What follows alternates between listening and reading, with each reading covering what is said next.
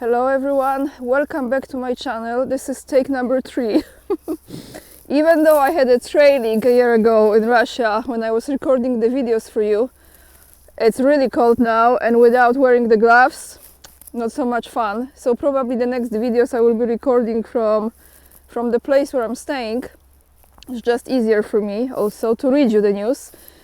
I'm in my hometown, as you can see, back in my favorite park in Szczecin.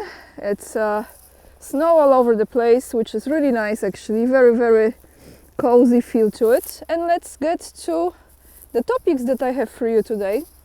I will be back in Warsaw, by the way, in a week from now, and then maybe record more videos from there for you, because things are looking good, just saying. A little secret here. So today what I have for you, I have 4 articles. As always, you will find the links down in the description box.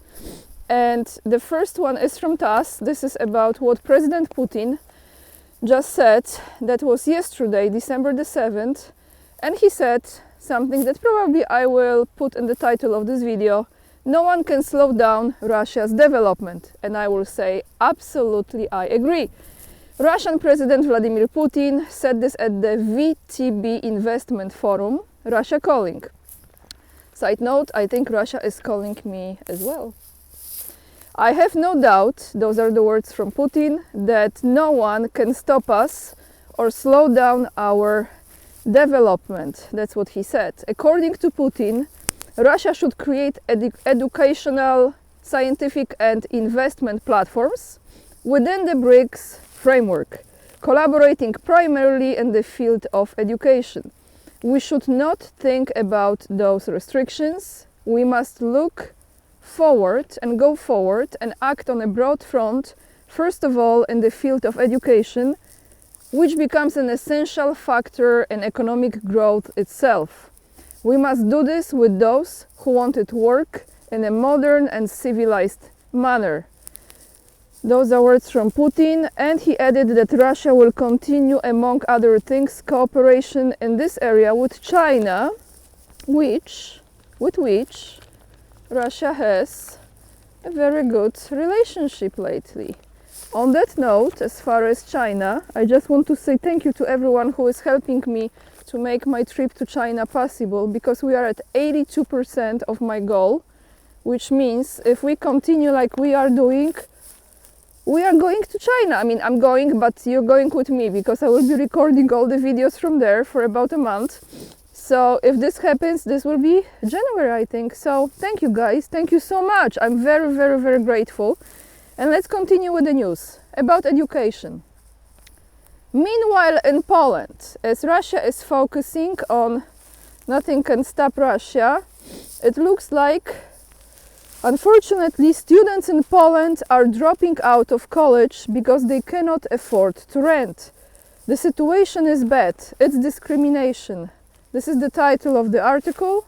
Like I said, as always, all those articles are down below this video in the description box. Increasingly, students are dropping out of college or changing universities because they can't afford to rent. Now, the words from the lady, her name is Katarzyna Kuniewicz. She's the director of research at Otodom Analytics, and she said it during the Wirtualna Polska newsroom program.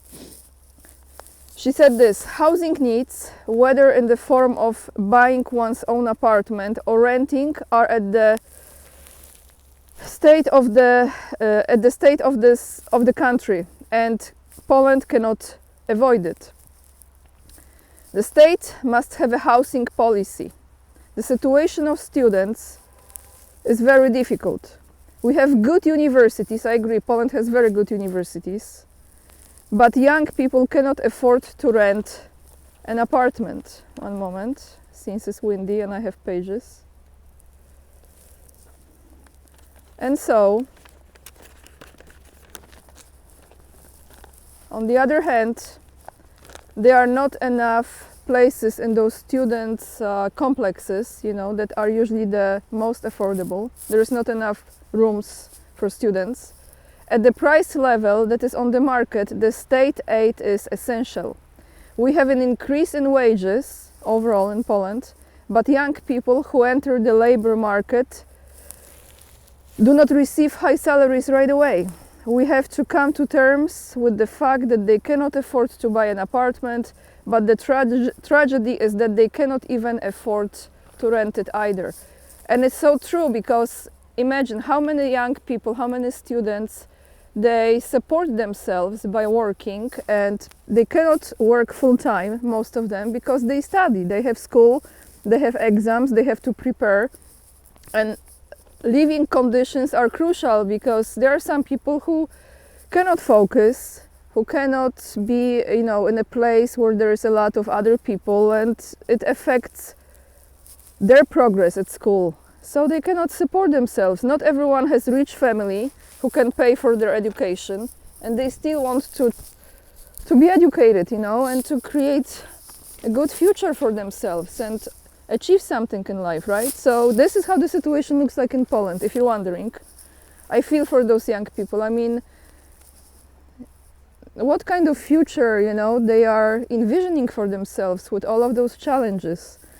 I just want to encourage you, if you're a student and you're watching from Poland, don't give up. I believe if there is a will, there is a way, you find it. And somehow I always have this attitude: people will support you, people will help you. Just be honest, be true, be committed and determined, and know exactly what you want, and go for it. Just go for it, no matter how difficult it is. I know it's very difficult, and clearly country is not helping here. Instead, they are spending money on the military equipment, right? So talking about military, the next topic I have for you is about the military personnel in Ukraine. This article is from today, which is December 8th, Friday, from TASS again, and it's titled "Ukraine Lacks Professional Military Personnel." This is actually reposted from the Washington Post, and it says, "Honestly, we need more soldiers. The professional military personnel are running out." The Daily quotes an officer who is identified by his call sign Dolphin as 68th Brigade Assault Team leader, as he was saying this, that the newspaper also notes that interviews with draft-age Ukrainians suggest that many are less eager to fight for a military and national government that is viewed as the one with corruption and incompetence. About time, right? General mobilization has been repeatedly extended in Ukraine since February last year, with the country's authorities doing everything possible to prevent men of draft age from evading service. In particular, they are banned from traveling abroad. Draft notices are handed out at public administration offices, on the streets, and at any crowded places. The media regularly publishes stories about how military commissioners use force against citizens when handing out notifications, how people unfit for service due to health due to health reasons. Oh my goodness, hey doggy! Hey! He just jumped here. Oh, he's happy in the snow, sorry. Continue. Dogs like me, and I'm happy about it actually, because I love dogs. So let's see where I was. The media regularly publishes stories about how military commissioners use force against citizens when handing out notifications, how people unfit for service due to health reasons are mobilized, as well as about how legislators and civil servants, this is the good ending to this, evade mobilization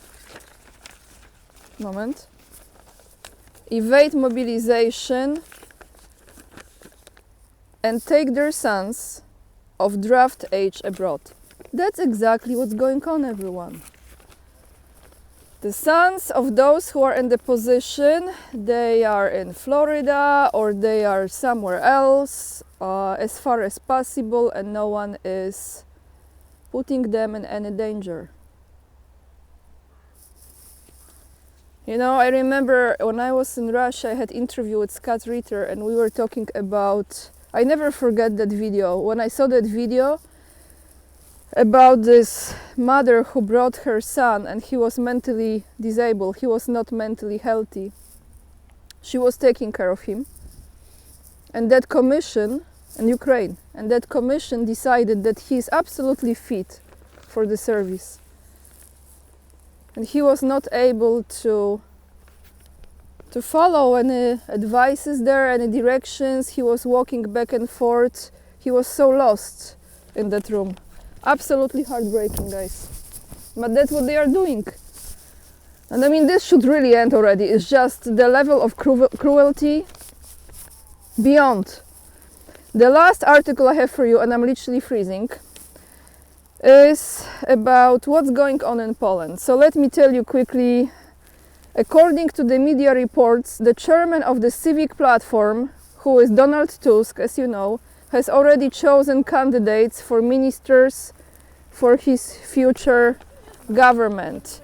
And on Thursday, that is yesterday, Donald Tusk held a series of meetings with the people who are about to hold the positions of ministers, and this is a sign, as the majority they have, that Morawiecki, well, Pinocchio can pack his bags. So let me give you a summary of this, what's going on. As you remember, the last video I posted on Monday, this coming Monday, the 11th,